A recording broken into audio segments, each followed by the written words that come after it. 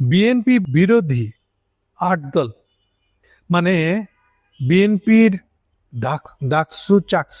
জাকসুতে ইলেকশনটা হওয়ার পরে প্যারালাল যে কিছু অসম্ভব, পাবলিক যে এটাকে খায় নাই, বিএনপির অবস্থান যে খায় নাই, বিএনপির পক্ষে থাকতে চাচ্ছে না, এটা যখন প্রতিভাত হয়ে গেছে,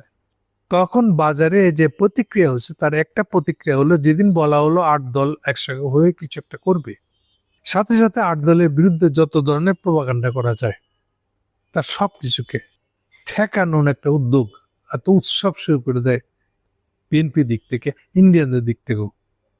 বিএনপি দিক থেকে এমনকি হেফাজতের একটা ফ্যাকশনকে হাত করছে, করে জামাতের বিরুদ্ধে লাগাই দেওয়া হয়েছে তাদের। তারা এত দূরে গেছে, জামাত নেই ক্ষমতা আসতেছে, ধরে নিয়ে প্রপাগান্ডা শুরু করছে। জামাত ক্ষমতায় আসলে দেশের কমই থাকবে না, কমই মাদ্রাসা